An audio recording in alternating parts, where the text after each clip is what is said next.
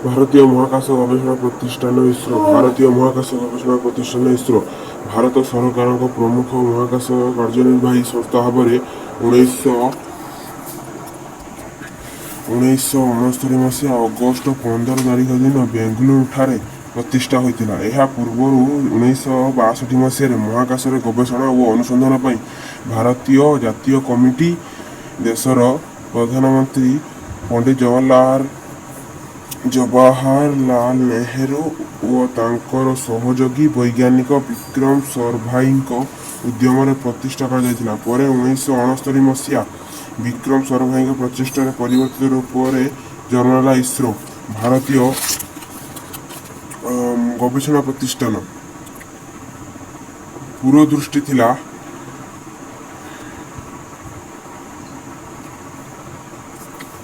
ମହାକାଶ ବିଜ୍ଞାନର ପ୍ରାୟୋଗିକ ଜ୍ଞାନକୌଶଳକୁ ନିୟନ୍ତ୍ରଣ କରି ଜାତୀୟ ବିକାଶ ହାସଲ କରିବା ସହିତ ମହାକାଶ ବିଜ୍ଞାନ ସମ୍ବନ୍ଧରେ ଗବେଷଣା କରିବା, ଅନ୍ତରୀକ୍ଷ ଅଭିଯାନ ଚଳାଇବା।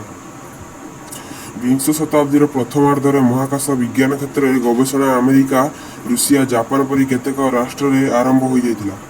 1950 ମସିହାରେ ଭାରତ ସରକାରଙ୍କ ଦ୍ୱାରା ଆଣବିକ ଶକ୍ତି ମନ୍ତ୍ରଣାଳୟ ସୃଷ୍ଟି ହେଲା। ଏହାର ପ୍ରଥମ ସଚିବ ଥିଲେ ବିଶିଷ୍ଟ ବୈଜ୍ଞାନିକ ହୋମି ଭାବା। ଦେଶର ମହାକାଶ ଗବେଷଣା ନିମନ୍ତେ ଆର୍ଥିକ ସହାୟତା ଏହି ବିଭାଗ ଯୋଗାଉଥିଲା। 1957 ମସିହାରେ ପ୍ରଥମ ଥର ପାଇଁ ସୋଭିଏତ ରୁଷ କୃତ୍ରିମ ଉପଗ୍ରହ ସ୍ପୁଟନିକ୍ 1 ମହାକାଶ ପ୍ରେରଣ କରିଥିଲା। ଇସ୍ରୋ ଦ୍ୱାରା ନିର୍ମିତ ପ୍ରଥମ ଭାରତୀୟ ମହାକାଶଯାନ ଆର୍ଯ୍ୟଭଟ୍ଟ 1975 ମସିହା ଏପ୍ରିଲ ମାସରେ ସୋଭିଏତ ରୁଷ ସୌଜନ୍ୟରେ ପ୍ରେରିତ ହୋଇଥିଲା। ବିଶିଷ୍ଟ ଭାରତୀୟ ଗଣିତଜ୍ଞ ଆର୍ଯ୍ୟଭଟ୍ଟଙ୍କ ନାମ ଏହାକୁ ନାମିତ କରାଯାଇଥିଲା। 1980 ମସିହାରେ ଭାରତ ଦ୍ୱାରା ନିର୍ମିତ SLV-3 ସାଟେଲାଇଟ୍ ଲଞ୍ଚ ଭେହିକିଲ୍ 3 ଦ୍ୱାରା ରୋହିଣୀ ମହାକାଶଯାନ ଅନ୍ତରୀକ୍ଷକୁ ପ୍ରେରିତ ହୋଇଥିଲା।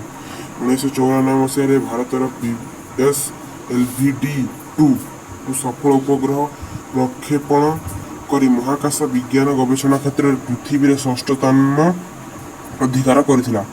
ସେ ସମୟକୁ ରୁଷିଆ, ଆମେରିକା, ଜାପାନ, ଫ୍ରାନ୍ସ ଓ ଚାଇନା ଭଳି ଦେଶଗୁଡ଼ିକ ଉପଗ୍ରହ ପ୍ରେରଣ ବିଷୟରେ କୌଶଳର ଅଧିକାରୀ ହୋଇସାରିଥିଲେ।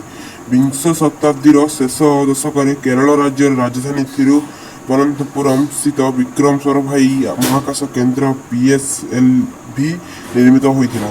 PSLVର ଉତ୍କ୍ଷେପଣର କ୍ଷେତ୍ରରେ ଭାରତ ଅନେକ ସଫଳତା ଓ ବିଫଳତାର ସ୍ୱାଦ ଚାଖିଛି। 1993 ମସିହା ଇସ୍ରୋ ଦ୍ୱାରା ମହାକାଶକୁ ଏହି ରକେଟର ପ୍ରଥମ ଉତ୍କ୍ଷେପଣ ବିଫଳ ହୋଇଥିଲା, କିନ୍ତୁ ବିଫଳତା ଠାରୁ ସଫଳତାର ହାର ଅନେକ ଅଧିକ।